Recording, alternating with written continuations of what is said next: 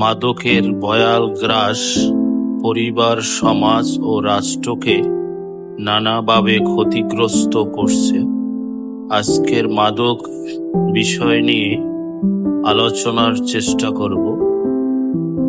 প্রথমে মাদকদ্রব্য বলতে এমন বস্তুসমূহকে বোঝায় যেগুলো শরীরে প্রবেশ করলে কিছু স্নায়বিক প্রতিক্রিয়ার উদ্রেক ঘটে এবং বারবার এসব দ্রব্য গ্রহণে আগ্রহ জন্মায়, যার ফলে স্বাভাবিক জীবনযাত্রা ব্যাহত হয় এবং স্বাস্থ্যহানি ঘটে।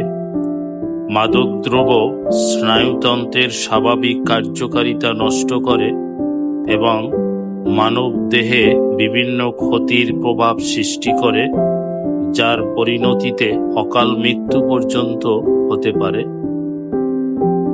মাদক শব্দের অর্থ হল এমন সব নেশা উদ্রেককারী বা আসক্তি সৃষ্টিকারী বস্তু যা সেবন করলে মস্তিষ্কের কার্যকারিতা পরিবর্তন হয় এবং বারবার সেবনের ইচ্ছা জাগে।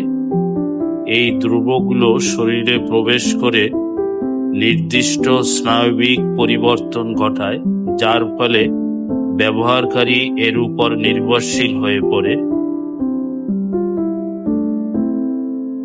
মনোবিজ্ঞানীদের মতে পৃথিবীর সবচেয়ে বড় নেশা বা মোহ। অনেক দার্শনিক বলেন পৃথিবীর সবচেয়ে বড় নেশা হলো মোহ। অর্থ, ভালোবাসা, স্বপ্ন, লোভ যা মানুষকে অন্ধ করে ফেলে। ভালোবাসার নেশা, এটি একটি গভীর আবেগ যা মানুষকে আনন্দও দেয় আবার ধ্বংসও করতে পারে। নেশা মানে শুধু ড্রাগস না, যা আমাদের নিয়ন্ত্রণের বাইরে নিয়ে যায়, সেটাই সবচেয়ে বড় নেশা। বাংলাদেশে এখন মাদকাসক্ত মানুষের সংখ্যা 83 লাখ। মাদকাসক্তদের বেশিরভাগ পুরুষ। নারী ও শিশুদের মধ্যেও মাদকাসক্তি রয়েছে। এক বিশ্লেষণে দেখা যায় যে মার্কিন যুক্তরাষ্ট্রে বিশ্বে ওভারডোজের মৃত্যুর হার স্পষ্টতই সর্বোচ্চ।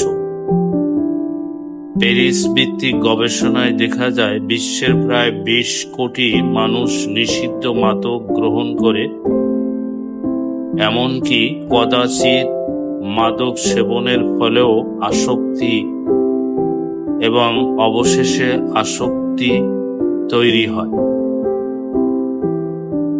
মাদকের কিছু উদাহরণ যেমন মদ, তামাক, morphine, heroin, cocaine, LSD, nicotine.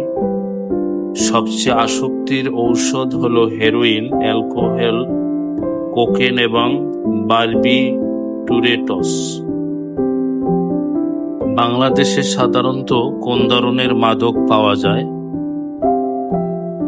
Magic mushroom, DMT, LSD, crystal meth বা আইস, এসকাপ সিরাপ, ইয়াবা, ফেন্সিডিল, গাঁজা, হেরোইন, প্যাথিডিন, চোলাই মদ, দেশি মদ, বিদেশি মদ, beer, rectified spirit, denatured spirit, তারি ইত্যাদি। মাদক সাধারণত 2 প্রকার, অর্থাৎ উদ্দীপক মাদক যা কেন্দ্রীয় স্নায়ুতন্ত্রকে উত্তেজিত করে, অবসাদমূলক মাদক যা স্নায়ুতন্ত্রকে শান্ত বা ধীর করে।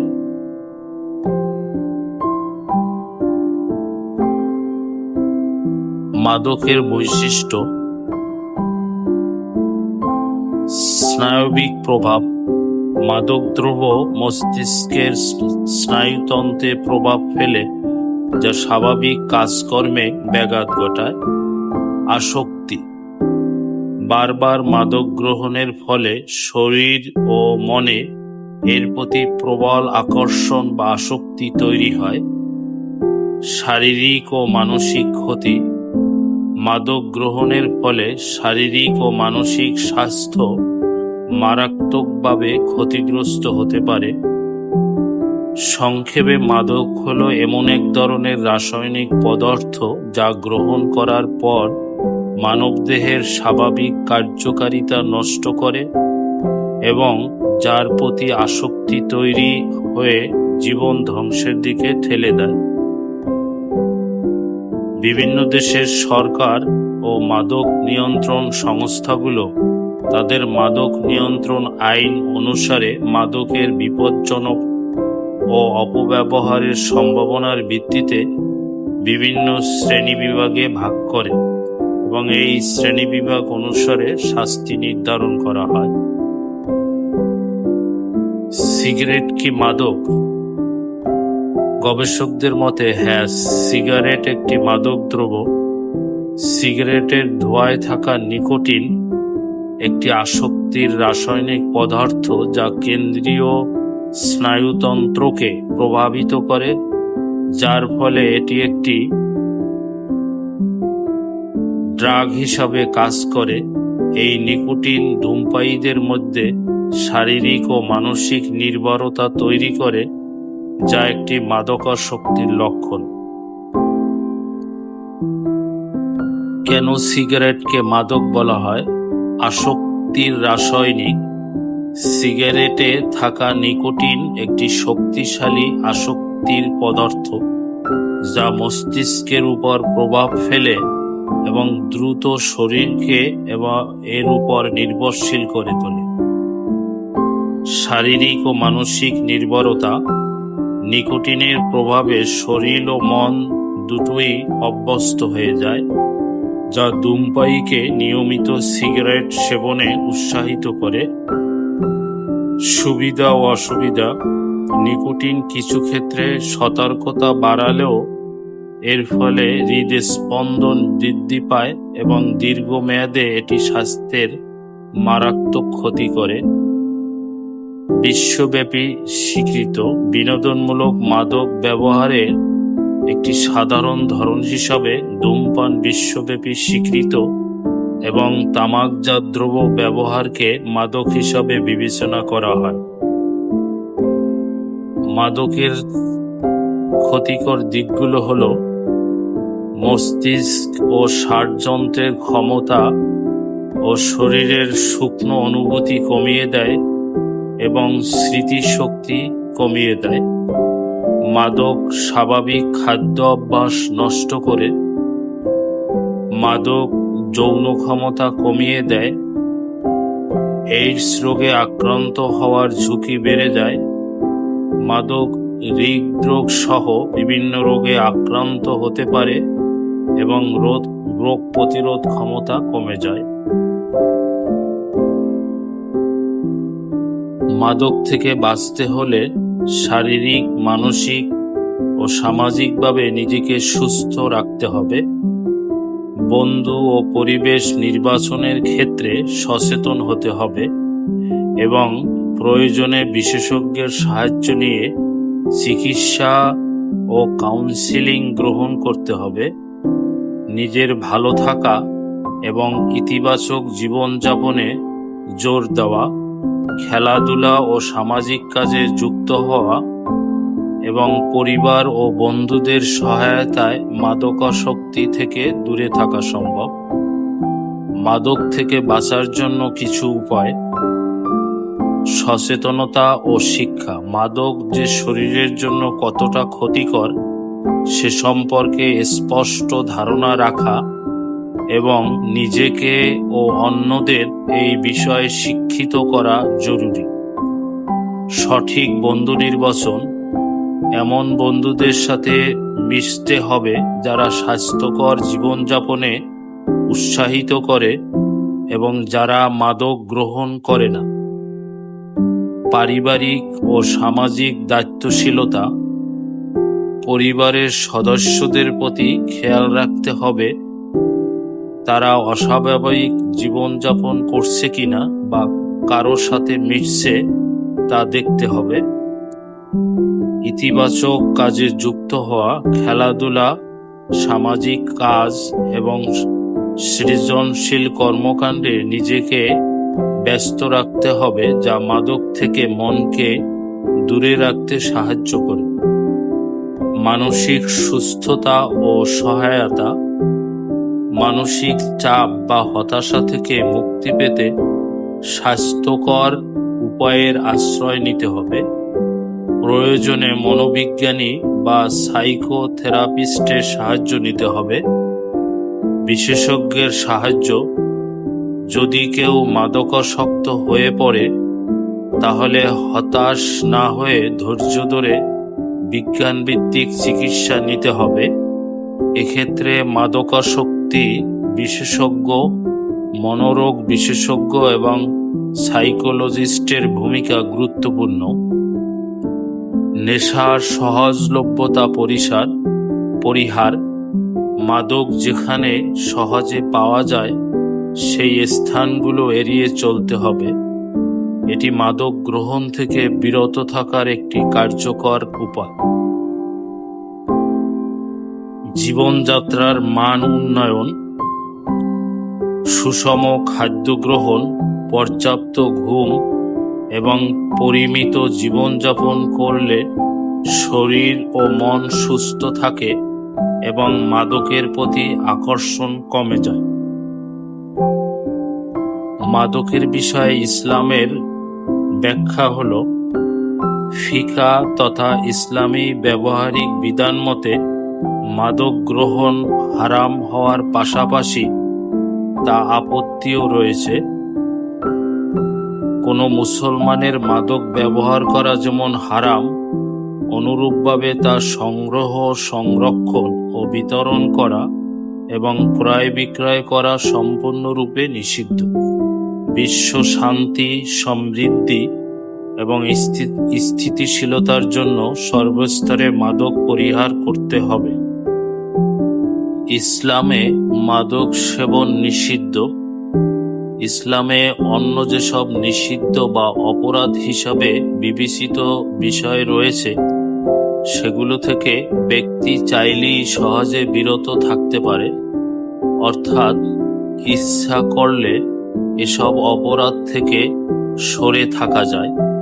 কিন্তু মাদক গ্রহণ এমন এক অপরাধ যা নিজের নিয়ন্ত্রণে থাকে না, বরং মাদক সেবী নিজেই মাদক বা নেশার নিয়ন্ত্রণে চলে যায়। চাইলেই সেখান থেকে বেরিয়ে আসা যায় না, অর্থাৎ সে নেশাকে ছাড়তে চাইলেও নেশা তাকে সহজে ছাড়ে না বা ছাড়তে চায় না। পবিত্র কুরআন কারিমে বর্ণিত হারুত ও মারুত এই মাদকের নেশায় মাতাল হয়ে জোহরার ইশারায় হত্যা, ব্যভিচার সহ নানান অপরাধে লিপ্ত হয়েছিল। মাদক হল নেশা উদ্রেককারী সব বস্তু যা মানুষের মস্তিষ্কের স্বাভাবিকতাকে নষ্ট করে দেয়, যার প্রভাবে মস্তিষ্ক ঠিকভাবে কাজ করে না। মাদক সন্ত্রাসবাদ ও অপরাধকে উৎসাহিত করে। শরীয়তের বিধানের দর্শনকে মাকসিদে শরিয়া নামে অভিহিত করা হয়। কোরআন কারিমে মাদক নিষিদ্ধের বিষয়টি 3টি ধাপে এসেছে। প্রথমে বলা হয়েছে, লোকেরা আপনাকে মদ ও জুয়া সম্পর্কে জিজ্ঞাসা করে, বলুন উভয়ের মধ্যে আছে মহাপাপ এবং মানুষের জন্য অপকারও, কিন্তু এগুলোতে উপকারের চেয়ে ক্ষতি বেশি। সূরা বাকারার আয়াত 219। দ্বিতীয় পর্যায়ে বলা হলো, হে মুমিনগণ, মদ, জুয়া, পূজার বেদী ও ভাগ্য নির্ণায়ক ঘৃণ্য বস্তু, এগুলো শয়তানের কার্য। সুতরাং তোমরা তা বর্জন করো যাতে তোমরা সফল হতে পারো। সূরা মায়েদা আয়াত 90। সর্বশেষে ঘোষণা করা হলো, শয়তান তো মদ ও জুয়া দ্বারা তোমাদের মধ্যে শত্রুতা ও বিদ্বেষ ঘটাতে চায় এবং তোমাদিগকে আল্লাহর স্মরণে ও নামাজে বাধা দিতে চায়, তবে কি তোমরা নিবৃত্ত হবে না? সূরা মায়েদা আয়াত 91। মাদকের বিষয়ে কিছু হাদিসেও বর্ণনা আছে। সাহাবী হযরত আনাস বিন মালিক রাদিয়াল্লাহু আনহু বর্ণনা করেন, রাসূল সাল্লাল্লাহু আলাইহি ওয়াসাল্লাম বলেছেন, কিয়ামতের কিছু নিদর্শন হলো ইলম লোপ পাবে, অজ্ঞানতার বিস্তার ঘটবে, মদ্যপান ও মাদকের প্রসার ঘটবে, ব্যভিচার ছড়িয়ে পড়বে। মহানবী হযরত মুহাম্মদ সাল্লাল্লাহু আলাইহি ওয়াসাল্লামকে মিরাজের রাতে বিভিন্ন অপরাধের শাস্তি দেখানো হয়েছে। তিনি মদ, মাদক ও নেশা গ্রহণকারীদের শাস্তি দেখলেন। তারা জাহান্নামীদের শরীর থেকে নির্গত বিষাক্ত নোংরা পুষ পান করছে। ফিকা তথা ইসলামী ব্যবহারিক বিধান মতে মাদক গ্রহণ হারাম হওয়ার পাশাপাশি তা অপবিত্র। কোনো মুসলমানের মাদক ব্যবহার করা যেমন হারাম, অনুরূপভাবে তা সংগ্রহ, সংরক্ষণ ও বিতরণ করা এবং ক্রয় বিক্রয় করা সম্পূর্ণরূপে নিষিদ্ধ। বিশ্ব শান্তি, সমৃদ্ধি ও স্থিতিশীলতার জন্য সর্বস্তরে মাদক পরিহার করতে হবে। মাদকের বিরুদ্ধে সামাজিক আন্দোলন ও পারিবারিক প্রতিরোধ গড়ে তুলতে হবে। মাদক নিয়ন্ত্রণ শুধু আইনি ও সামাজিক বিষয় নয়, বরং এটি ঈমান ও আমলের সঙ্গে সম্পর্কিত অতীব জরুরি বিষয়। বাংলাদেশে মাদক সম্পর্কিত প্রধান আইন হল মাদকদ্রব্য নিয়ন্ত্রণ আইন 2018। এই আইনটি 1990 সালের আইনকে প্রতিস্থাপন করে প্রণীত হয়েছে এবং মাদকদ্রব্যের উৎপাদন, বণ্টন, পরিবহন, সঞ্চয় ও ব্যবহার রোধ এবং মাদকাসক্তদের চিকিৎসা ও পুনর্বাসনের জন্য বিধান তৈরি করেছে। এই আইনে মাদক অপরাধের জন্য কারাদণ্ড, অর্থদণ্ড এবং ক্ষেত্র বিশেষে মৃত্যুদণ্ড পর্যন্ত কঠোর শাস্তির বিধান রয়েছে। মাদকদ্রব্য নিয়ন্ত্রণ আইন 2018 এর মূল বিষয়, উদ্দেশ্য। এই আইনের প্রধান উদ্দেশ্য হল মাদকদ্রব্য নিয়ন্ত্রণ, সরবরাহ ও চাহিদা হ্রাস, অপব্যবহার ও চোরাচালান প্রতিরোধ এবং মাদকাসক্তদের চিকিৎসা ও পুনর্বাসন। শাস্তির বিধান: নির্দিষ্ট পরিমাণ মাদক, কোকেন, হেরোইন, মরফিন, প্যাথিডিনের মতো মাদকের পরিমাণের উপর ভিত্তি করে শাস্তির মাত্রা নির্ধারিত হয়। 5 গ্রাম পর্যন্ত কোকেন বা হেরোইন পাওয়া গেলে 1 থেকে 5 বছর কারাদণ্ড, অর্থদণ্ড হতে পারে। 25 গ্রাম বা তার বেশি হলে যাবজ্জীবন কারাদণ্ড বা মৃত্যুদণ্ড ও অর্থদণ্ড হতে পারে। অন্যান্য শাস্তি: মাদক উৎপাদন, পরিবহন ও সেবনের বিরুদ্ধে কঠোর বিধান রয়েছে, যার জন্য জেল, জরিমানা এবং এমনকি মৃত্যুদণ্ড হতে পারে। মাদকদ্রব্য অপরাধ ট্রাইব্যুনাল: মাদকদ্রব্য অপরাধ বিচারের জন্য বিজ্ঞ অতিরিক্ত জেলা জজ ও দায়রা জজকে নিয়ে মাদকদ্রব্য অপরাধ ট্রাইব্যুনাল গঠনের বিধান রয়েছে। মাদকদ্রব্য নিয়ন্ত্রণ অধিদপ্তর: 1990 সালে মাদকদ্রব্য নিয়ন্ত্রণ অধিদপ্তর প্রতিষ্ঠিত হয়, যা মাদকদ্রব্যের নিয়ন্ত্রণ ও তত্ত্বাবধানে গুরুত্বপূর্ণ ভূমিকা পালন করে। সংক্ষেপে, বাংলাদেশে মাদকদ্রব্য নিয়ন্ত্রণ আইন 2018 একটি শক্তিশালী আইন, যা মাদক সংক্রান্ত অপরাধের বিরুদ্ধে কঠোর ব্যবস্থা গ্রহণ করে এবং সমাজে মাদকাসক্তি প্রতিরোধ ও নিরাময়ের জন্য কাজ করে। মাদক নিয়ন্ত্রণে পুলিশের ভূমিকা: মাদক নিয়ন্ত্রণে পুলিশের একটি গুরুত্বপূর্ণ ভূমিকা রয়েছে। এই ভূমিকার মধ্যে রয়েছে মাদকদ্রব্য পাচার ও বিক্রি প্রতিরোধ, মাদকাসক্তদের শনাক্ত ও তাদের পুনর্বাসনে সাহায্য করা, মাদক বিরোধী সচেতনতা তৈরি করা এবং কমিউনিটি পুলিশিংয়ের মাধ্যমে জনগণকে সঙ্গে নিয়ে মাদক নির্মূলের প্রচেষ্টা চালানো। এছাড়াও পুলিশ আইনের যথাযথ প্রয়োগের মাধ্যমে মাদক ব্যবসায়ী ও মাদকাসক্তদের আইনের আওতায় এনে সমাজের নিরাপত্তা নিশ্চিত করে। পুলিশের ভূমিকাগুলো: আইন প্রয়োগ ও প্রতিরোধ। পুলিশ অবৈধভাবে মাদকদ্রব্য উৎপাদন, পাচার ও বিক্রির বিরুদ্ধে অভিযান পরিচালনা করে। তারা নিয়মিত টহল জোরদার করে এবং মাদক ব্যবসায়ী ও পাচারকারীদের গ্রেপ্তার করে আইনের আওতায় নিয়ে আসে। অভিযান ও আভিযানিক ব্যবস্থা।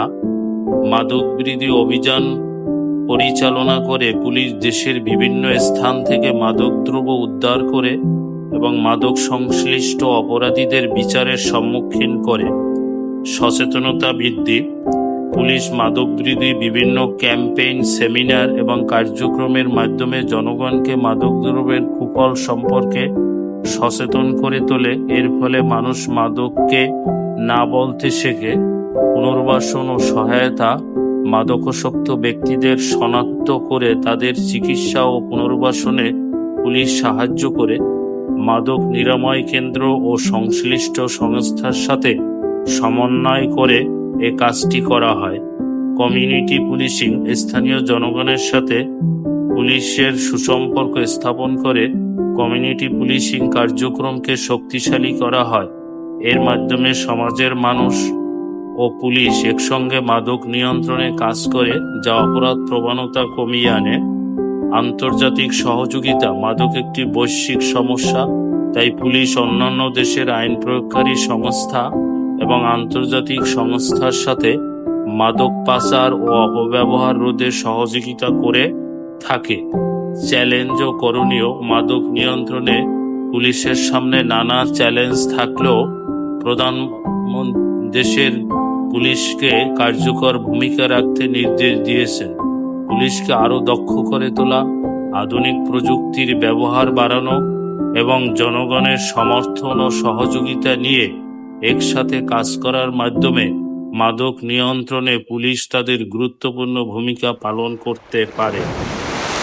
মোদ্দা কথা, মাদক নিয়ন্ত্রণে পরিবার এবং সমাজের দায়িত্বশীল ব্যক্তিদের গুরুত্বপূর্ণ ভূমিকা পালন করতে হবে।